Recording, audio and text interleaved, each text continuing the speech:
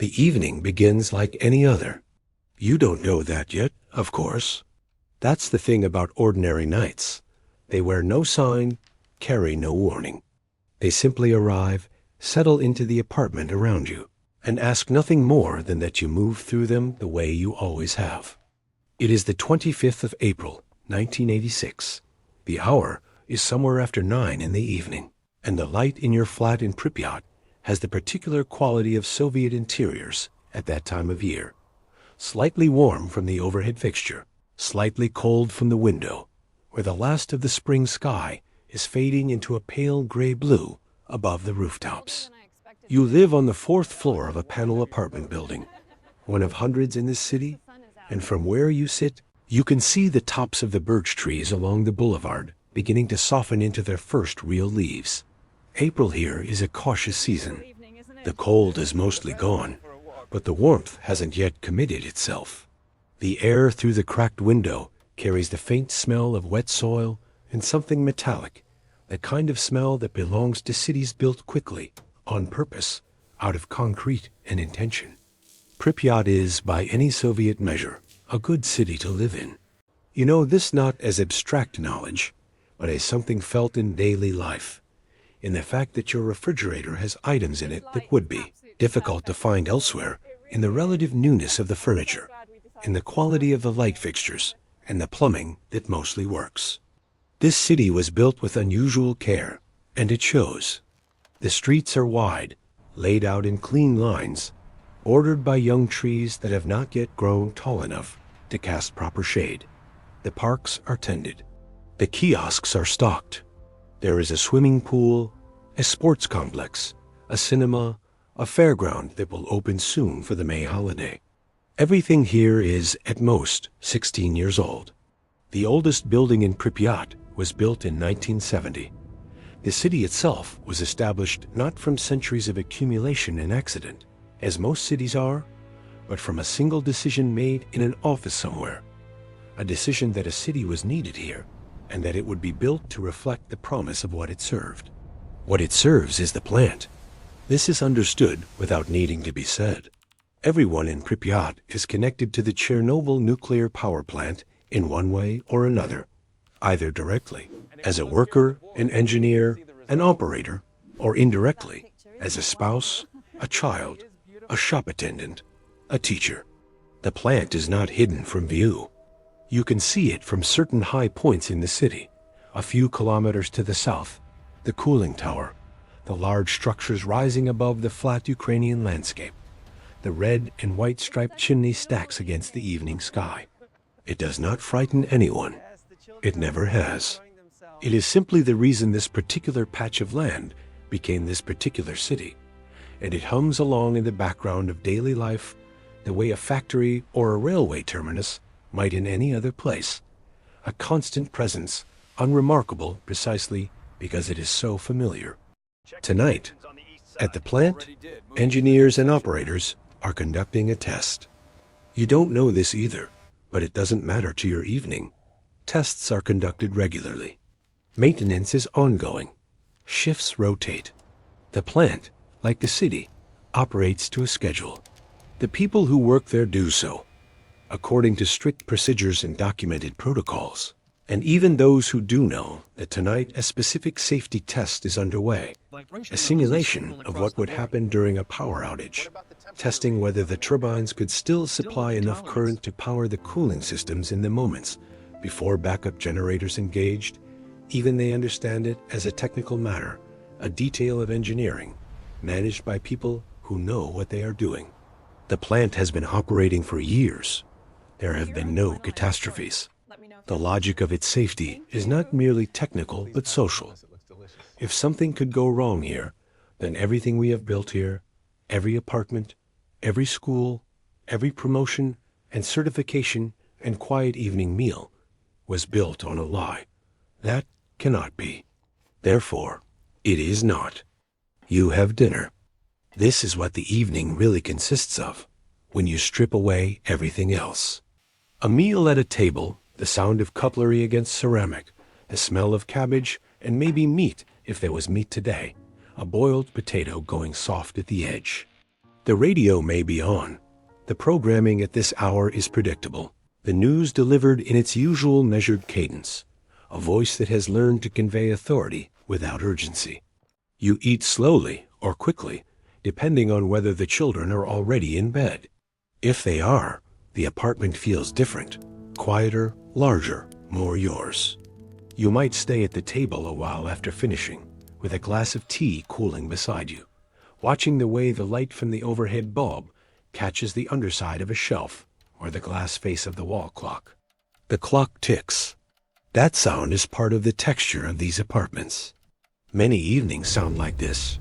The clock, the muffled conversation from the floor above, occasional footsteps on the landing outside, the far-off bark of a dog somewhere below in the courtyard. Sometimes the television, if your set is working and there is something worth watching. The evening programming is not remarkable. Films, perhaps. A cultural broadcast. Something about industry or achievement that you half listen to while doing something else entirely. The city outside your windows is alive but not restless. Spring evenings in Pripyat have a particular character. People walk.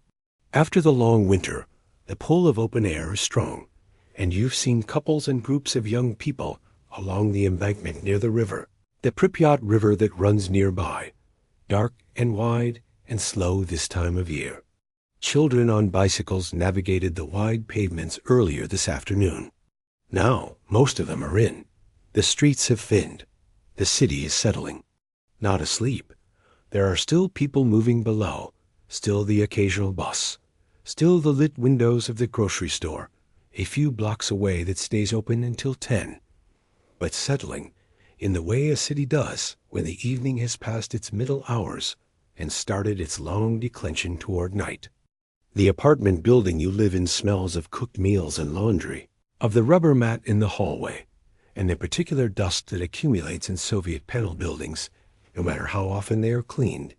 You know every smell in this building without noticing them anymore. You know the sound of your neighbor's door, which catches slightly before it closes. You know which step on the staircase creaks.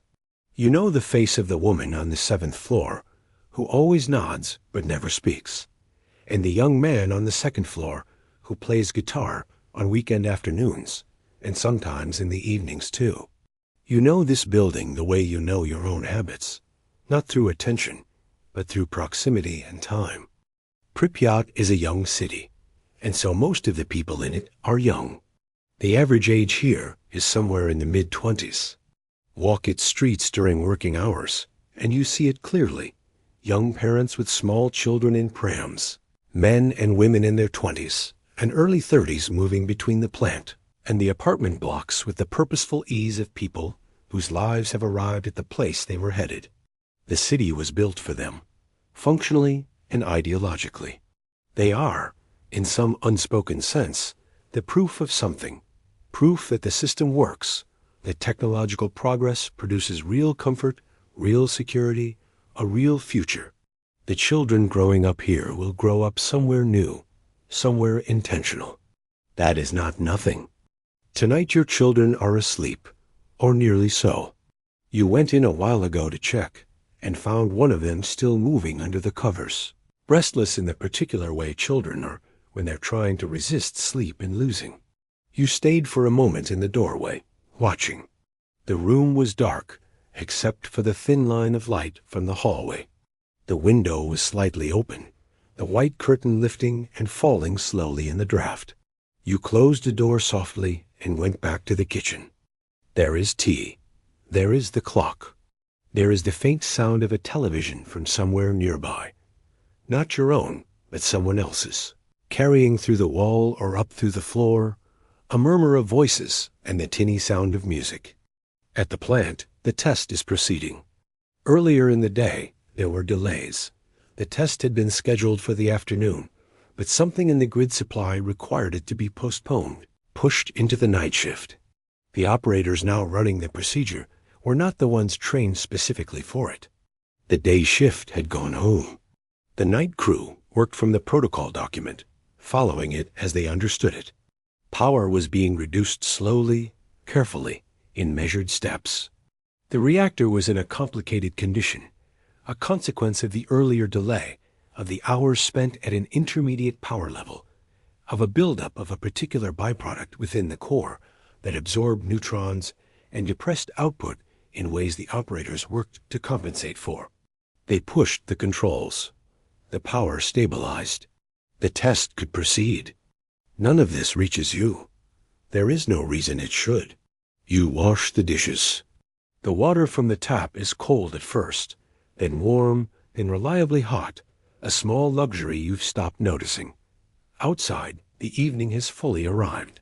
The sky above the birch trees is deep now, dark blue shading to black in the east. A few stars.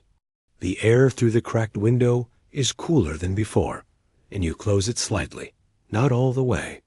Somewhere in the city, other people are spending their evening in similar rooms, in similar apartments, performing the same evening rituals that form the unremarkable interior life of any city. Someone is reading. Someone is arguing quietly with their spouse about something that will not matter by morning. A young woman is writing a letter that she will finish tomorrow. An older man sits by his window watching the courtyard below, sipping from a glass, not thinking about very much. A baby is crying in one of the upper floors of a nearby building, and its mother is walking it back and forth in the dark, humming something soft and wordless. At the plant, the test has begun. The control room is lit, precise, filled with the quiet sounds of equipment and the focused attention of people doing technical work. The dials and indicators tell a story. The operators read them, respond to them, trust them. Somewhere inside reactor number 4, invisible processes are occurring.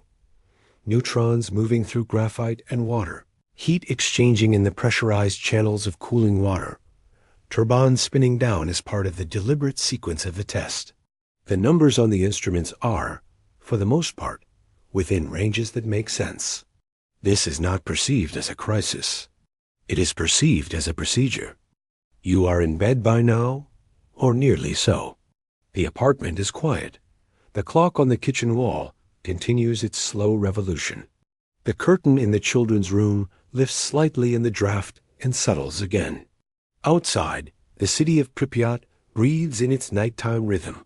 The streets nearly empty, the lights of a few apartment windows still on, but mostly off. The whole place resting under a sky that carries, as yet, no sign of anything other than an ordinary spring night on the Ukrainian plain. It is 12 minutes past 1 in the morning. You are asleep. The sound, when it comes, is not what you would have imagined. You have never imagined it, of course. No one has. Not really. Not in any way that prepared them. But if you had been asked, you might have expected something sharp and immediate, something that announces itself clearly as an event worth waking for. What happens instead is harder to categorize. There is a deep concussive pressure, felt as much in the chest as heard by the ears. Then, almost simultaneously, something louder, a second impact, higher in register, sharper, the kind of sound that doesn't come from machinery operating within its intended range. Then nothing. Silence of the kind that follows a very loud thing, silence that feels provisional, waiting. You surface from sleep slowly, the way adults do when the brain must decide whether what woke it was real. You lie still for a moment. The apartment is dark. The clock is ticking. The curtain in the bedroom is moving. Everything looks as it did when you fell asleep, and for a few seconds you wonder if the sound was part of a dream. Some fragment of imagery your mind was already dissolving when the noise arrived. You listen. The building has settled back into its usual nighttime quiet. Somewhere above you, perhaps a footstep, the faint creak of the building adjusting. Nothing else. You turn over. You attempt sleep. This is not a failure of courage or intelligence. It is simply what the mind does when it has no framework for what it has just experienced. The sound was large, yes, but sounds can be large without being catastrophic. A transformer exploding somewhere on the grid, a gas line, an industrial accident of the ordinary kind that occasionally interrupts sleep and resolves itself by morning. Pripyat is a city built around heavy industry. Machinery makes noise. Accidents happen. In the absence of information, the mind reaches for the most familiar explanation and rests there, because resting is what the middle of the night demands. In the apartment buildings that face south, the ones whose windows look out past the edge of the city toward the flat fields and the long dark line of the cooling pond, a few people already at their windows. They woke more readily, or are lighter sleepers, or happen to be awake already. New parents, insomniacs, night shift workers just arrived home. What they see from those windows is this: a sky that should be uniformly dark, but is not. Above the plant, several kilometers away, there is a glow. Not the ordinary glow of facility lighting, which is continuous and expected and low on the horizon. This is different, brighter, sitting higher in the sky than it should, an upwelling of illumination from somewhere behind the buildings at the plant's perimeter, as though something very large has been set alight. And there is something else. A column, rising straight in the still night air, pale against the darkness, carrying within it an occasional flicker of deep orange or red when the angle is right. From this distance, it looks almost beautiful. The mind searches for comparison. A bonfire, a flare, a factory chimney catching for some reason, and settles on none of them completely, because none of them account for the scale. Whatever is burning with unusual intensity. The column rises and keeps rising. It does not gutter or reduce.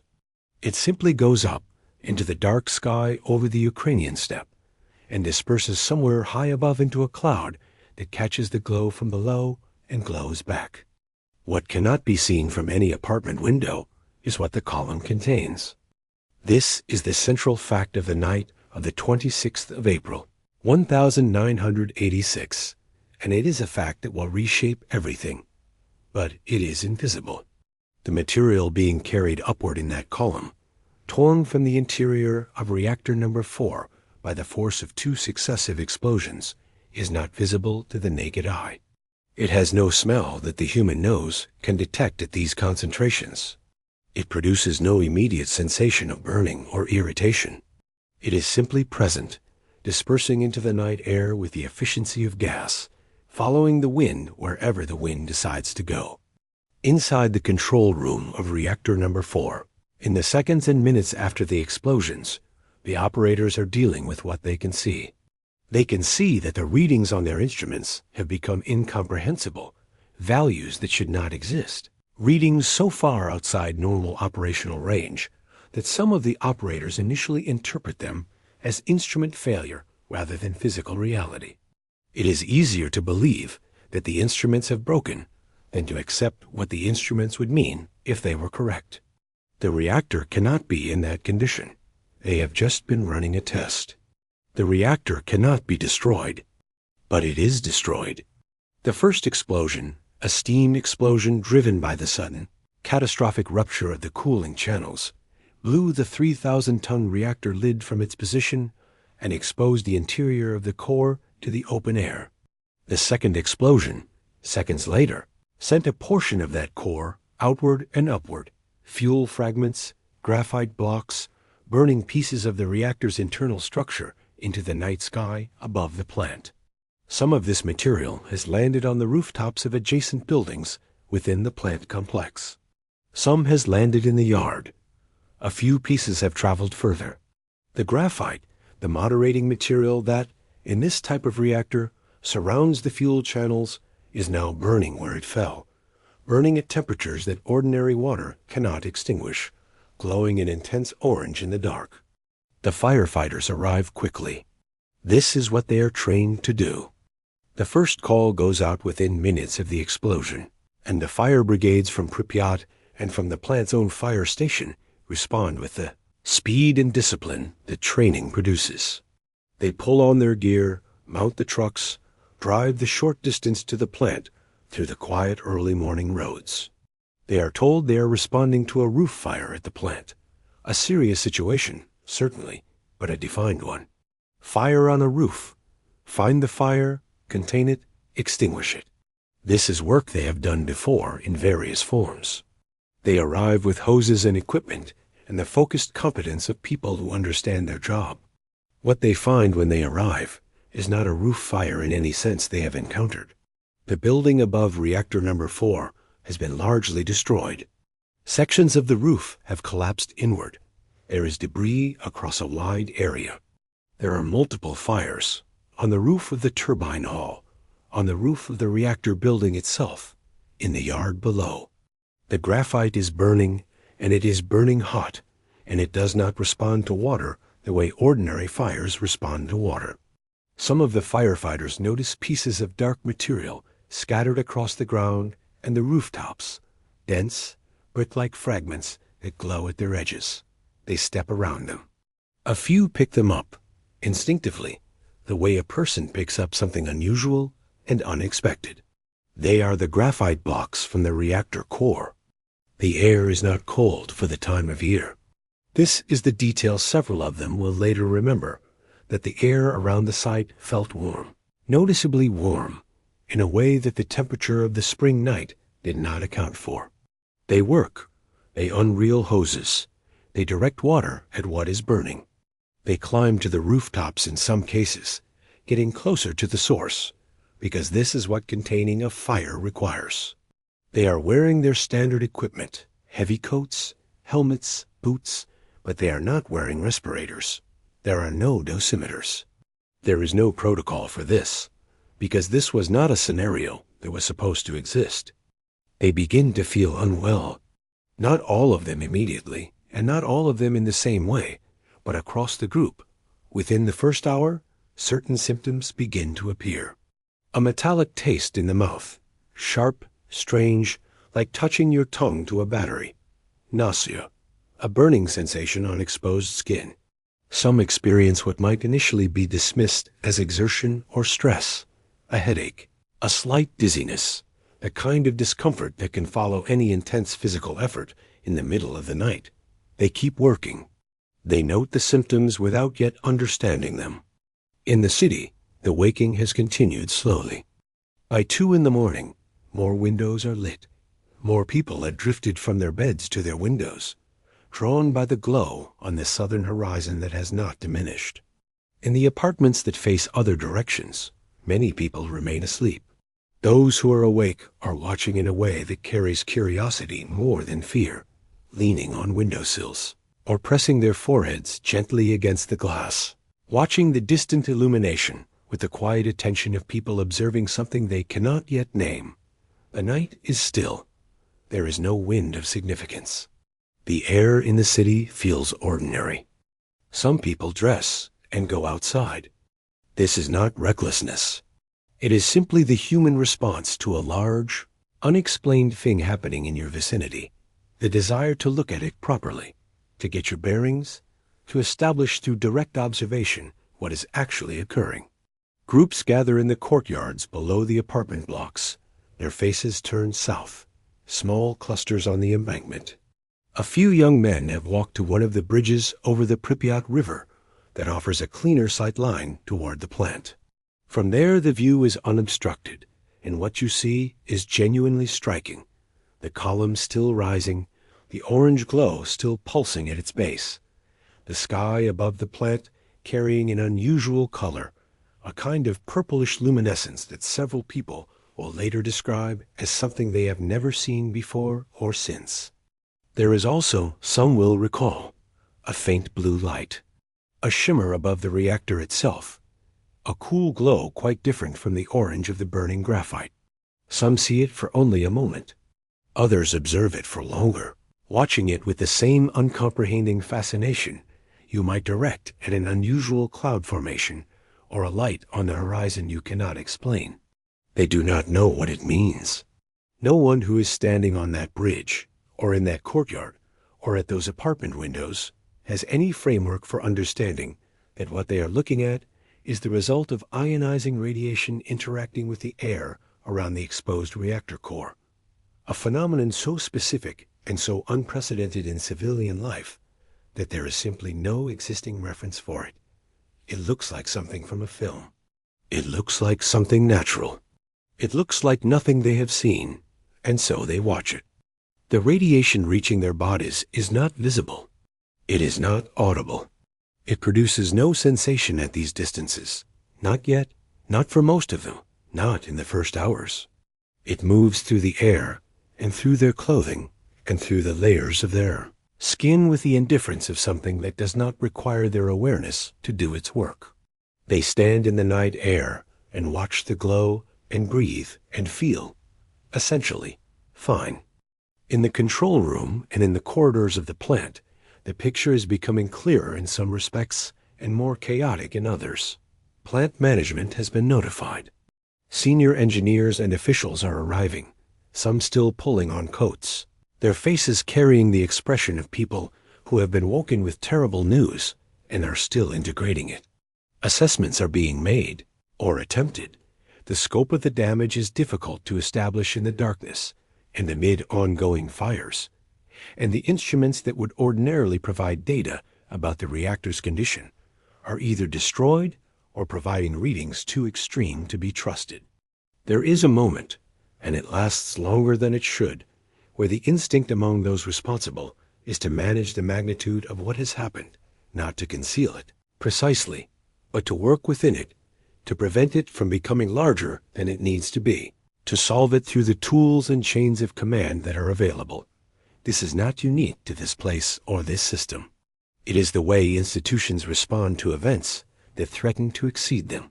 The phone calls are made. Reports are filed upward through the hierarchy.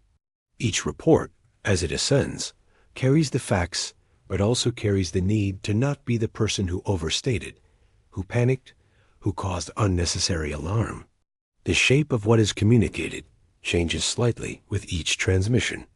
In Pripyat, the night moves through its darkest hours. The glow from the south continues. The column continues to rise. In the apartments, some people have returned to bed, satisfied that whatever is happening over there, at the plant, contained within its boundaries, managed by the people whose job it is to manage such things. Others remain at their windows, awake now in the unrecoverable way, their minds turning over what they have seen, reaching for explanations, finding partial ones, and holding them provisionally. Children have slept through everything, mostly. The city's nighttime sounds continue. A car on a distant street, a dog, the rhythm of the clock, the creak of a building settling.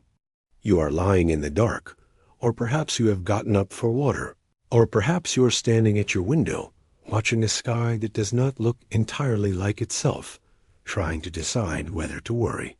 The answer that the night gives you is, not yet. The sky begins to lighten around 5 in the morning. It does this the way spring skies do in this part of Ukraine. Gradually, without drama, the darkness thinning at the eastern edge and spreading slowly westward until the shapes of buildings and trees emerge from the gray with an almost reluctant clarity. The birch trees along the boulevard reappear. The rooftops of the apartment blocks take on dimension. The courtyard below your window becomes once again a courtyard.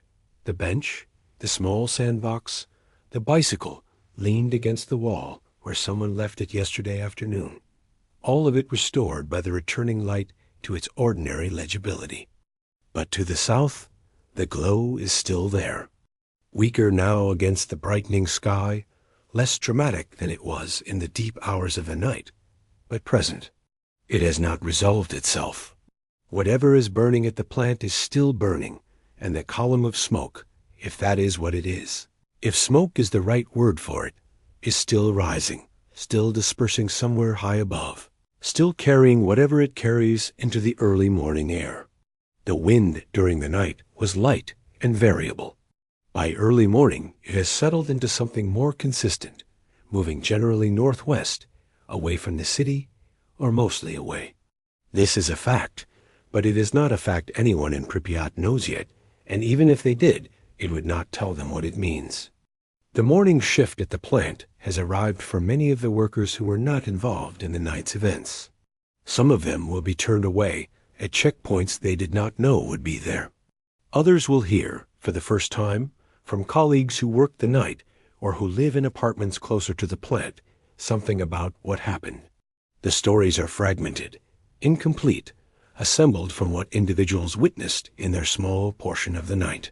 One person saw the explosion from a distance. Another arrived at the start of a shift and was told the reactor had experienced some kind of accident and that they should wait. Another heard from a friend, who heard from a neighbor who works in the medical unit.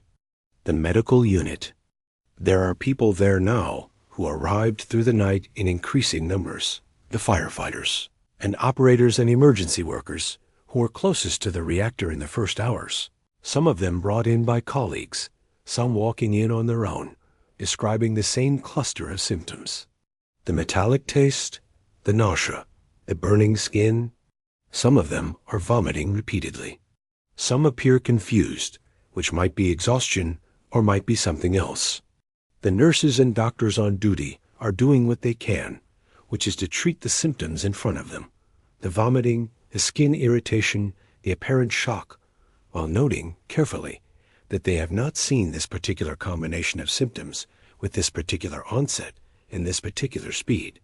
A few of the medical staff have already made calls to facilities in QE. The calls carry a careful, controlled urgency, the language of professionals who are beginning to suspect something serious but have not yet confirmed it and are not in a position to overstate. In the city, morning proceeds. This is the part that will later seem strangest to those who lived through it. Not the explosion, not the fires, but the morning after, the way the city simply continued. Alarm clocks went off in apartments throughout Pripyat at 6, at 6:30, at 7. People dressed, started the kettle, looked out the window at a spring morning that was cool and clear and smelled, as far as anyone could tell, of nothing in particular. Children ate breakfast at kitchen tables. Someone walked a dog along the embankment, as they did every morning. The bakery opened. The milk deliveries arrived at the shops on schedule. Workers who were not associated with the plant went to work, at the school, at the clinic, at the cultural center, at the shops.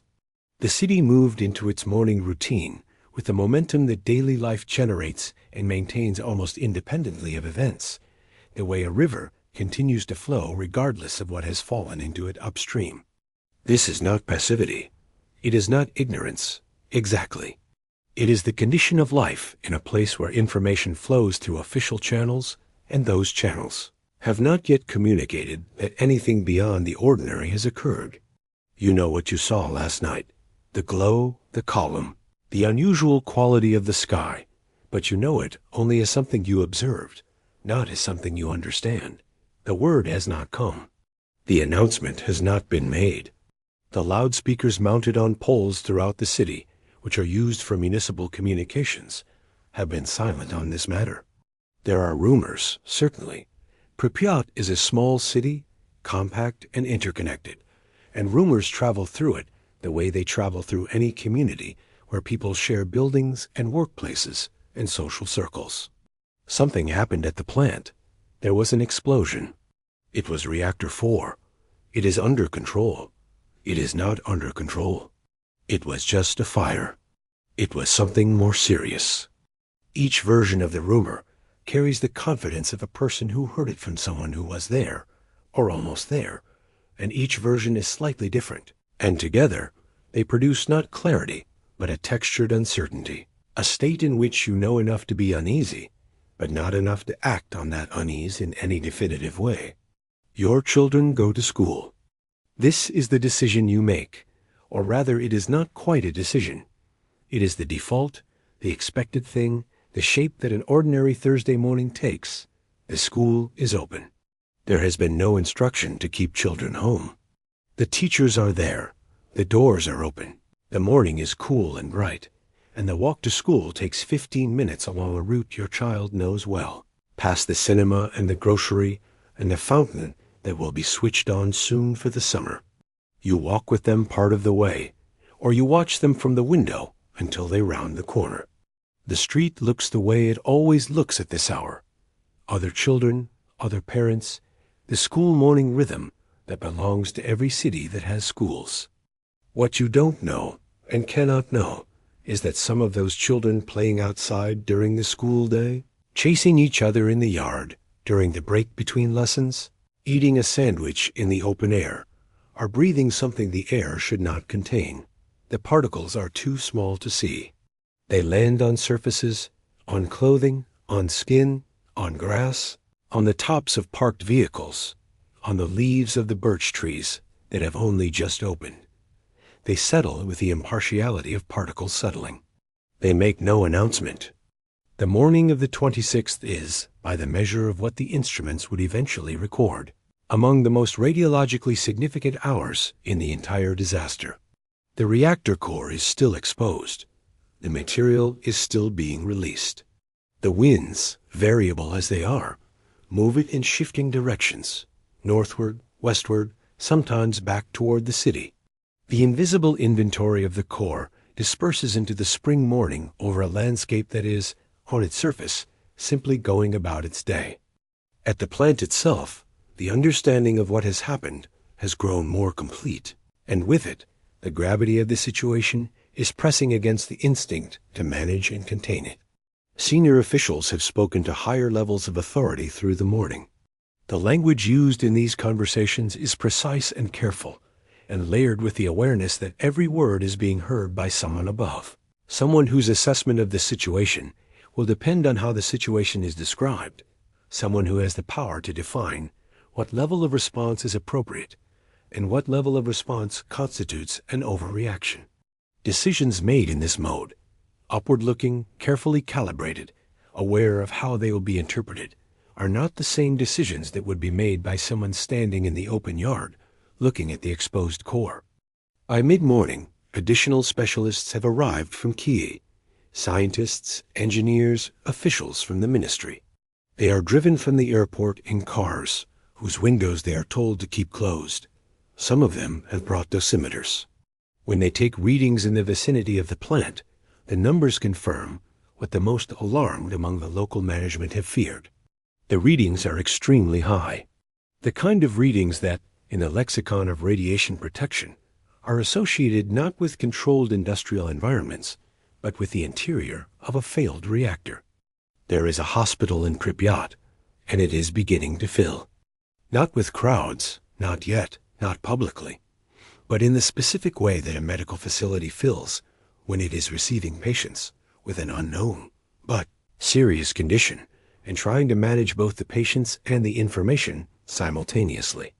The firefighters from the night before are there, most of them now in beds, some of them seriously ill. A few of the plant operators who were in the control room during and after the explosion are there. They are being treated, assessed, and they are also being asked questions.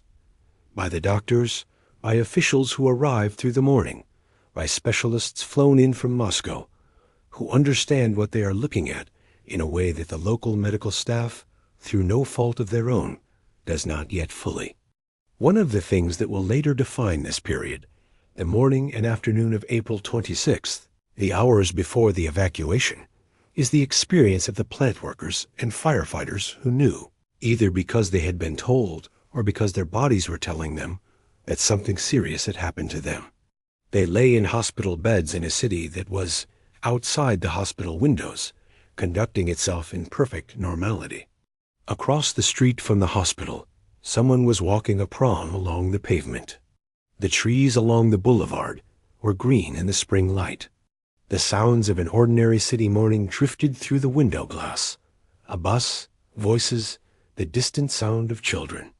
The disconnect between those two realities, the knowledge inside the hospital and the ignorance outside it, is one of the defining human textures of those hours. It is not a conspiracy, exactly. It is the gap that opens between the people who know what has happened and the institutional processes required to do something about it. Processes that move carefully, vertically, through hierarchies designed for stability rather than speed, through chains of authority where each link waits for authorization from the link above it. And meanwhile, the morning is beautiful. This is a thing that people who were in Pripyat that day remember with a particular discomfort, how good the weather was. Spring had arrived properly that morning, as if to compensate for the long winter. The sky was a high, clear blue. The air, though not warm, carried the particular freshness that belongs to April mornings before the city heat sets in. The trees were in their first leaf.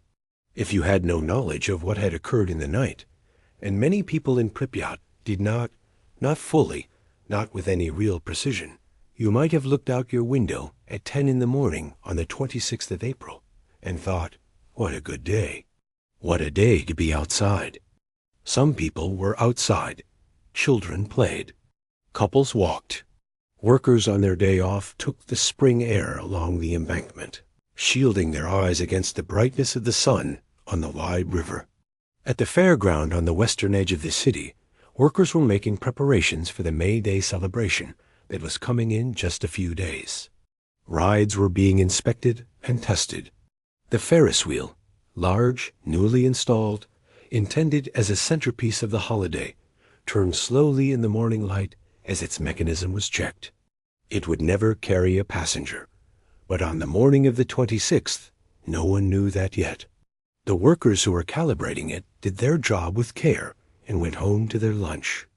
The city existed in what might be called a state of partial knowledge, meaning that knowledge existed, but unevenly, in pockets, accessible to some and not to others, and the portions that were most widely accessible were the portions most distant from what had actually occurred. The rumor network continued to work the way rumor networks do, carrying partial truths and incomplete reassurances, and occasional panics in roughly equal measure. There were people in Pripyat by mid-afternoon of the 26th who had a relatively clear sense that something serious had happened and that it had not been contained. And there were people in Pripyat at the same moment who knew nothing beyond what they had seen in the night sky and had quietly concluded was a fire that had been put out. Official silence in this context was not neutral. It was legible in the way that all silences are legible to people who are watching carefully.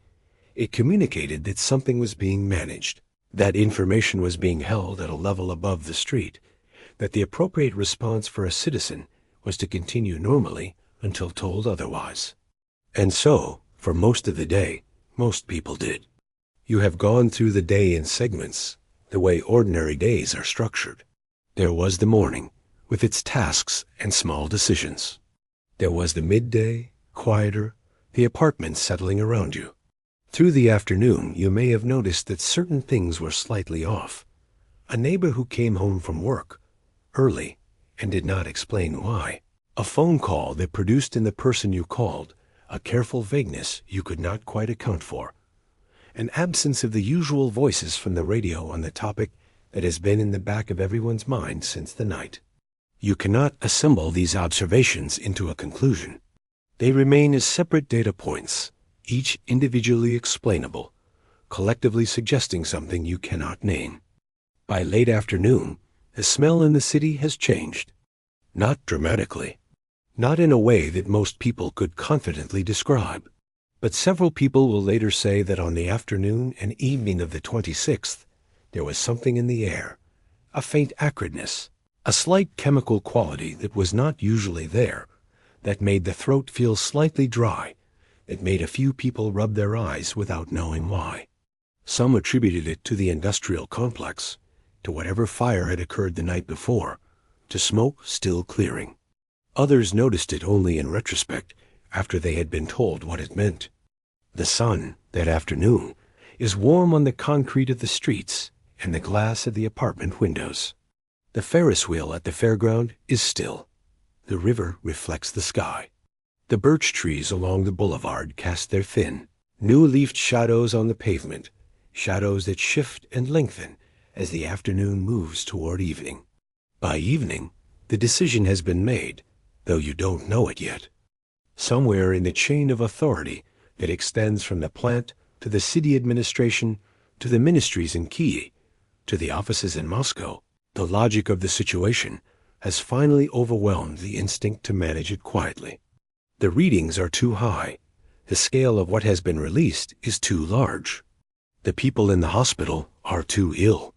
An evacuation of the city of Pripyat has been approved, and the machinery of implementing it, the buses, the instructions, the messaging, is being assembled now, tonight, while you prepare your evening meal, and your children do whatever children do in the hour before dinner, and the clock on the kitchen wall continues its slow, indifferent revolution. Tomorrow will begin very early. The announcement comes at noon on the 27th, not as a whisper through apartment walls, not as a rumor assembling itself from fragments in the stairwell, but as a voice through the loudspeakers mounted on poles throughout the city. The same loudspeakers that ordinarily carry municipal notices about water shutoffs and community events and the schedule for the May Day parade. The voice is official, measured, the cadence of authority performing calm. It tells the residents of Pripyat that as a precautionary measure, they are to gather their essential belongings and prepare to be temporarily evacuated. The word used is temporary. The word used for the duration is 3 days. Bring documents, bring medication, bring food for a few days. Lock your apartments. This is a precaution. You will return. But the morning before the announcement was its own kind of waiting. You woke earlier than usual, or perhaps you never fully returned to sleep after the night. There was something different about the quality of the morning, not in what you could see or hear or smell, not precisely, but in the texture of the apartment, the way the light fell, the way the familiar sounds of the building felt slightly altered by something you couldn't account for. You lay in bed for a while, listening. The city outside was quieter than it should have been for a Saturday morning. The usual sounds, the early walkers, the distant traffic, the routine movements of a city rousing itself, were present but subdued, as if the morning itself was waiting for something to be confirmed. You got up. You made tea. You stood at the kitchen window and looked south, where the horizon above the rooftops was clear now, no visible glow, nothing to see. Whatever had been burning through the night of the 25th was either extinguished or had reached a stage that produced no visible flame from this distance. The sky was overcast this morning, the high clear blue of yesterday replaced by a flat gray that made the city look more ordinary, more like itself. The birch trees moved slightly in a wind that had picked up since the previous day. Someone's laundry, still on the line from the day before, billowed and snapped. What reached you through the morning, before the announcement, was not information but atmosphere. The particular charged quality of a community in which something is known in some quarters, but not yet communicated in others. It moves through a city like a change in air pressure. You sense it before you understand it. In the slightly too careful faces of people you pass in the corridor, in the phone call that your neighbor makes very early in the morning, and the quietness afterward, in the way the family across the hall seems to be moving through their apartment with unusual purpose, the sound of cupboards opening and closing, objects being shifted. By 10 in the morning you have begun, without quite deciding to, collecting things. Not packing. Packing implies intention and decision, implies you have concluded that departure is necessary. What you are doing is closer to gathering, to drawing the important things of your life toward yourself in a loose preliminary way. Documents first, the folder where you keep the identity papers, the work certificates, the medical cards for the children. These live in the top drawer of the writing desk, and you move them to the table without examining them. Then medication. If there is any in the apartment that is current, the children's medicines, the aspirin, the drops for the youngest's ear. You find yourself standing in the bathroom, looking at the cabinet, trying to think sensibly about what is essential, and finding that the question is harder than it should be because you still do not know, with any confidence, what you are preparing for. The not knowing has its own weight by this point. It has been accumulating since the night before last, since the sound that woke you, since the glow in the southern sky, since the strange quality of the day that followed, since the rumor you half heard from someone in the courtyard yesterday evening, since the absence of official communication that should, by now, have told you something definitive. The weight of the not knowing sits in the middle of the chest, not quite anxiety, not quite fear, something more like the physical expression of a question that will not resolve. The children feel it. Children always do, not the content of adult worry, but its presence. Your youngest has been unusually clingy through the morning, following you from room to room, asking questions about small, irrelevant things. The older one has been quiet in a way that is not their ordinary quietness, sitting at the table with a book they are not quite reading. You have said nothing specific to them. You have made the sounds and expressions of normality. Breakfast, the ordinary requests, and small corrections of a household morning. But children read the gap between what adults say and what their bodies communicate, and they have been reading yours all morning. When the announcement finally comes, there is something almost like relief in it. Not because the news is good. The announcement tells you almost nothing about what has actually happened, confirms none of the fears or questions that had been accumulating since Thursday night. But it resolves the waiting into action, and action is a form of relief when the alternative is continued suspension in uncertainty. You now have a task. The task is to leave. The parameters are given. 3 days, essential belongings, documents, downstairs to the buses. The task is manageable. You begin to do it. You pack with a speed that surprises you, working through the apartment with a decisiveness that the morning's fog of uncertainty had not suggested you possessed. A bag for each child, a change of clothes, a toy chosen hurriedly, and perhaps not wisely, a small thing from the bedside. Your own bag, clothes for 3 or 4 days, because 3 days is what they said, but you are finding yourself, without quite acknowledging it, packing for slightly longer. The documents, the medicine, some food, bread, hard cheese, a few tins from the cupboard. Your mind is running a parallel calculation as your hands work. A calculation about what this place will be like when you return in 3 days, whether anything will need doing when you come back, whether you remembered to turn off the gas. You turn off the gas. You check the windows. Other people are doing the same thing in every apartment around you. The building, which was subdued this morning, has become busy in the particular way of departure. Footsteps on the stairs in both directions. As people make additional trips back up for things they forgot, voices in the stairwell, carrying a note of practical urgency, the sound of doors opening and closing repeatedly. In the courtyard below, people are emerging with bags and cases of varying sizes, gathering in loose groups, looking for the buses, looking at each other for confirmation that they are doing the right thing, that they have understood the instructions correctly, that this is temporary, that they will be back. The buses are already arriving. Long, green-painted buses, the standard kind, pulling into position on the wide main streets of the city in coordinated sequence. Hundreds of them, though you don't know the number. You see only the ones on your street, several already there when you come downstairs, more pulling in behind them. The scale of the operation communicates something that the announcement itself did not. This is not a small precautionary measure. This requires planning that was not done this morning.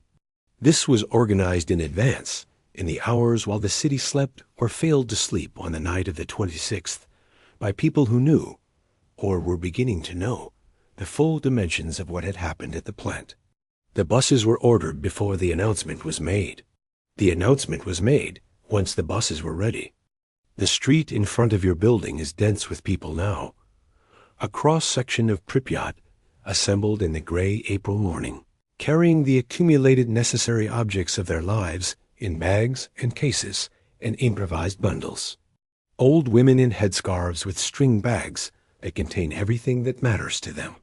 Young couples with small children, one adult managing the luggage, the other managing the child, both managing the expression on their faces in the presence of the child.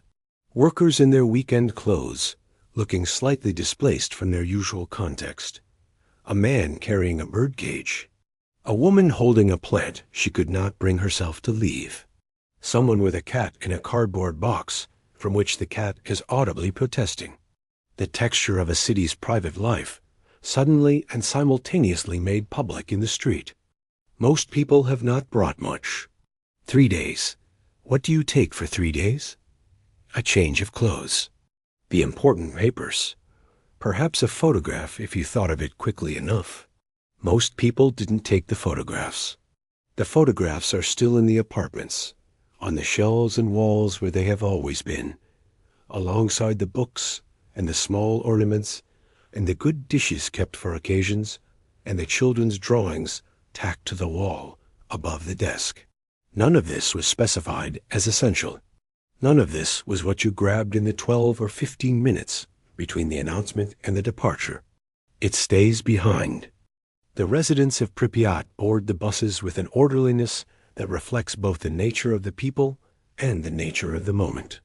There is no panic in the conventional sense, no running, no screaming, no breakdown of social order. Soviet civic culture has trained people for collective action, for the subordination of individual distress to collective procedure. And it shows here in the way the crowd organizes itself, in the way people wait their turn and help the elderly woman with her bags and make room for the families with the youngest children to board first. The orderliness is real, but it contains within it the full weight of what the people performing it feel, the controlled faces, the hands gripping the handles of bags more tightly than the weight of the bags requires, the children held more closely than the situation of simply boarding a bus demands. You settle into a seat. The child beside you asks when you will be back. You say, in a few days, 3 days, maybe less. The child accepts this and looks out the window. You look out the window too. The bus moves through Pripyat slowly, navigating the familiar streets, and you see the city from this angle, the angle of departure, of looking back in a way you have not seen it before. The wide boulevards with their young trees, the cinema marquee, the grocery store with its sign, the sports complex, the school, the fountain that has not yet been switched on for the season. Buildings you have walked past 10,000 times, given meaning by a decade of daily life, become briefly visible again, in the way that things only become visible when you are leaving them. You have the particular sensation of someone who is memorizing something without quite knowing they are doing it, your eyes registering the specific arrangement of a street corner, the color of a building's facade, the shape of a particular rooftop against the gray sky, as if some part of you understands, ahead of the rest of you, that this seeing matters. The bus crosses the bridge over the Pripyat River. The river is wide and gray beneath the overcast sky, moving south toward the reservoir and the plant. You look downstream for a moment, toward the cooling tower and the structures you have spent years treating as ordinary background. The reactor building is not visible from here, or if it is one shape among others on the flat horizon, unremarkable in appearance from this distance. Nothing in its silhouette conveys what has happened inside it. It looks like what it has always looked like. It looks like the reason this city exists. The convoy of buses moves north, away from the city, through the flat Ukrainian landscape of pine forests and fields, just beginning to show the first green of spring. The road is straight, lined with birches, running through a terrain that is emptied of human activity on a Saturday afternoon in April. Just the fields, the tree line, the wide pale sky. Other buses move in the same direction, the convoy stretching back as far as you can see in the rear window. Helicopters pass overhead, moving south toward the plant in purposeful rotation. Military vehicles move in the opposite direction on the verge. The world outside the bus window is in motion, organized motion, the motion of a situation being managed on a scale that is becoming harder to misread. In the seats around you, people talk quietly or do not talk at all. A woman across the aisle has fallen into a sleep that might be exhaustion or shock or simply the specific bodily response to a sustained state of alertness finally permitted to relax. An older man in the seat ahead of you looks at his hands for a long time. Children sleep on their parents' shoulders or press their faces against the glass, watching the birches pass, or ask the questions children ask on journeys. How much longer? Where are we going? Will there be dinner? The apartment you have left is settling into its new condition. The dishes from this morning's breakfast are still on the drying rack. You wash them automatically as part of the ordinary morning routine. The beds are made. The children's toys are on the shelf in the order they were left yesterday evening. A jacket hangs on the hook by the door, left behind because it was not the right weight for the weather, and you add another one. The gas is off. The windows are closed. The clock on the kitchen wall is ticking, has not been told to stop, is marking the hours in a room that no longer contains anyone to hear it. The photograph of your parents is on the shelf above the television. You did not take it. It will be there when you return in 3 days. Outside the bus window, the forest continues. The birches pass and pass and pass, pale-trunked, white and gray in the flat afternoon light, rhythmic and indifferent. The same trees that line every road through this part of the country, the same trees that were here before the city and will be here. Though in some of them something has already changed, is already changing, at a cellular level invisible to the human eye, long after this afternoon has passed into the night that will follow it. You reach out, can take your child's hand. The child does not ask why. They lean slightly against you and look out the window. The bus moves north. The city of Pripyat recedes behind you, occupied now only by the ticking clock, and the photograph, and the jacket on the hook, and the dishes on the drying rack, and the ordinary objects of ordinary lives that have no way of knowing, as you did not know until this afternoon, that the 3 days they were promised will never arrive. The buses arrive in villages whose names most of the passengers do not know. Small places scattered through the countryside north of Pripyat, collective farm settlements, rural communities, the kind of places that exist at the margins of official attention, that have persisted through decades of change by being too small and too agrarian to be significantly reorganized. The residents of these villages come out to watch the convoy arrive. They stand at their gates and in the roads, old men and women mostly, some children, watching the green buses pull in one after another, watching the people descend with their bags and their children and their careful expressions. Temporary arrangements have been made, school gymnasiums, community halls, the spare rooms of families who were asked this morning if they could take someone in and said yes, because that is what you say when buses are arriving with children on them. You are assigned somewhere. The details of where do not matter as much as the fact of the room itself. A cot, a blanket, a window looking out at a village street that is nothing like the wide boulevards of Pripyat. A single bare bulb. The smell of someone else's house, old wood, and a particular kind of soap. Your children are beside you, one asleep almost immediately in the manner of children who have been held at the edge of distress all day, and finally, in the permission of a horizontal surface, let go of it completely. The other lies awake, looking at the ceiling.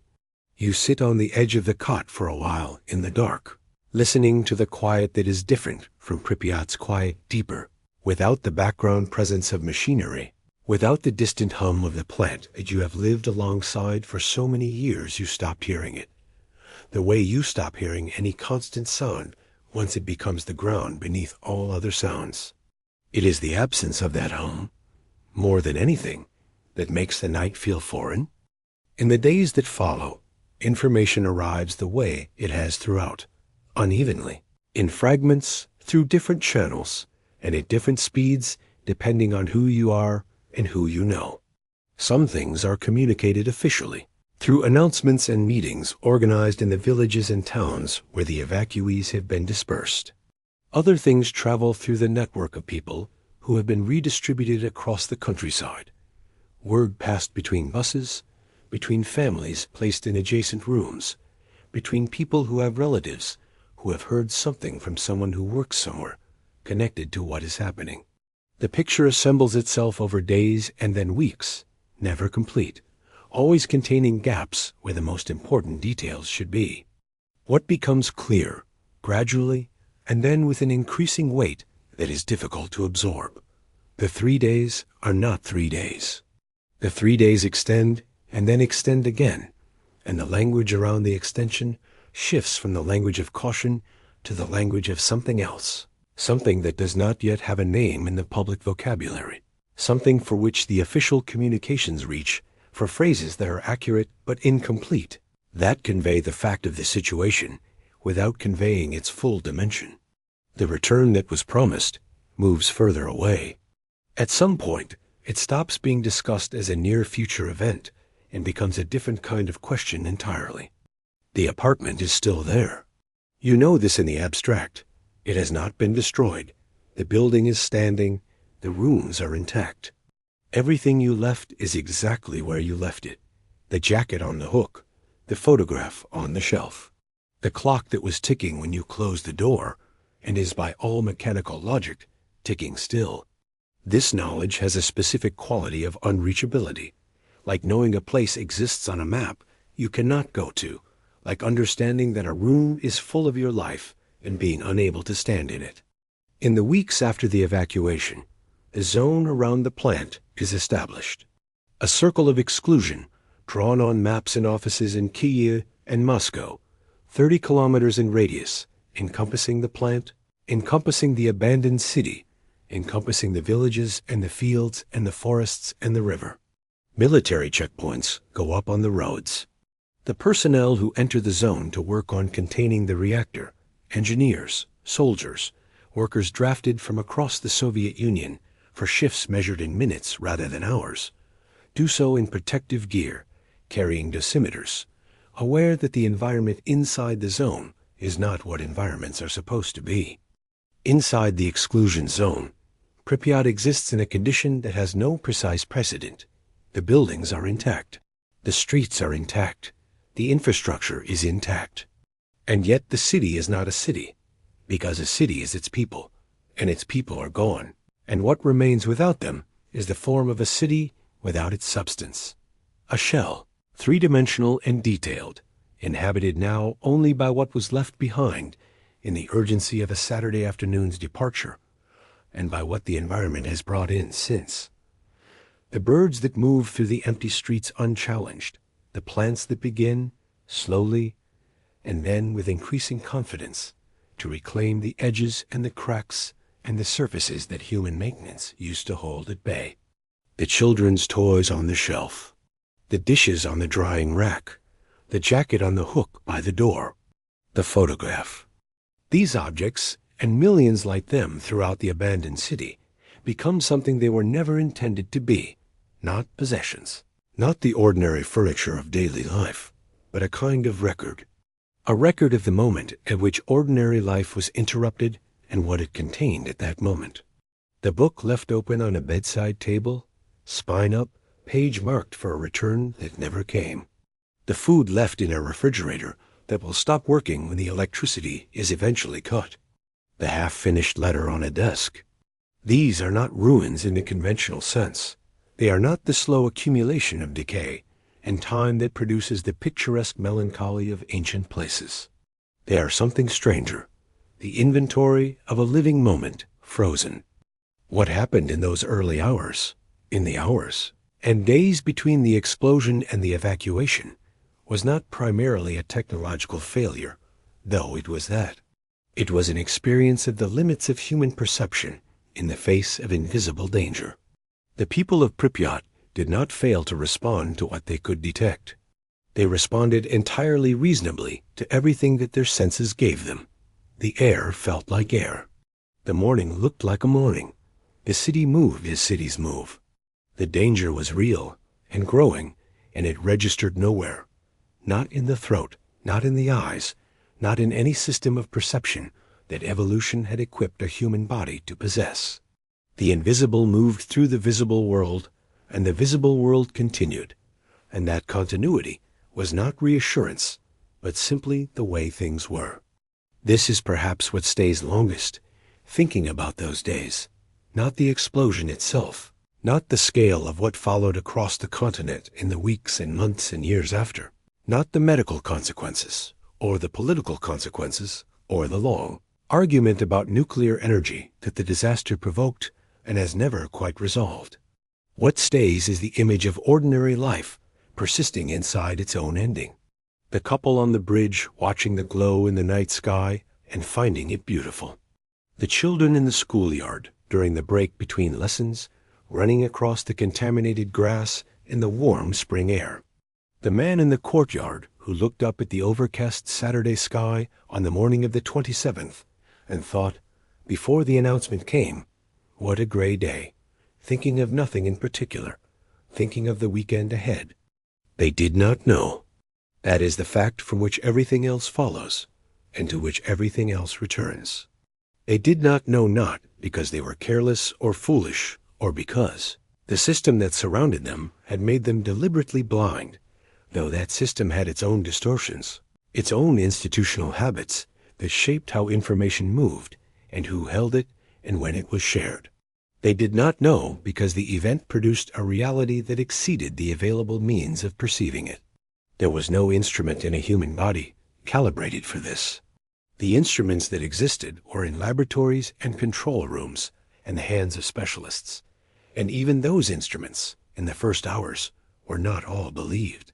To stand in imagination in Pripyat on the night of the 25th and the morning of the 26th and the long uncertain day that followed is to encounter something that history rarely offers so cleanly, the precise edge between before and after, the moment at which a world that still looks like itself has already, irrevocably, become something else. The reactor has already failed. The release has already begun. The cells of the firefighters who climbed to the rooftop are already responding to what they have encountered there. And in the apartments of a sleeping city, in the kitchens and bedrooms and children's rooms of 50,000 people who will wake tomorrow to a day they do not yet know is their last in this place, ordinary life is proceeding in every detail. The dreams, the turned-over pillows, the clocks marking their hours, the thin spring curtains lifting in the draft from a window someone left open because the night was mild and it seemed like a good idea. The city of Pripyat still stands. You can see it if you are permitted to enter the zone, which is no longer what it was in 1986, but is still not ordinary land, a place where nature has been doing, for 4 decades now, what nature does when human maintenance withdraws. The trees have grown through and around the buildings. The streets are cracked, heaved by roots, covered in a mat of leaves that no one has raked for 40 years. The apartment blocks stand with their windows open to the sky, their interiors stripped by decades of looters and weather and the patient work of decay. The Ferris wheel is still there, rust-colored now, its cabins frozen in various positions, none of which it chose.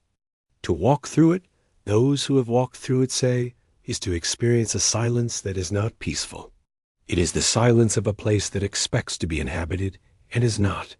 The scale is wrong for silence.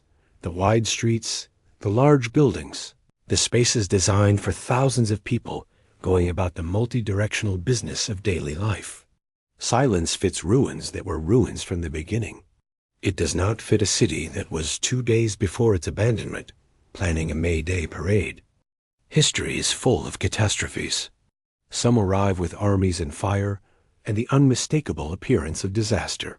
Others arrive invisibly, in the night, in the air, in a form that the body cannot read until the reading is already over.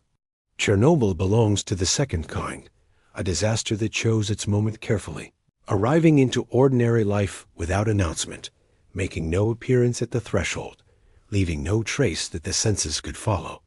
By the time it was seen, it had already happened. By the time it was understood, the people who needed to understand it were already on buses moving north through the spring birches, carrying 3 days' worth of belongings toward a future that would take years, and in some cases, lifetimes, to reckon with. What remains, across the distance of all those years, is not only the scale of the disaster, or the failure of the systems that might have caught it sooner or communicated it faster.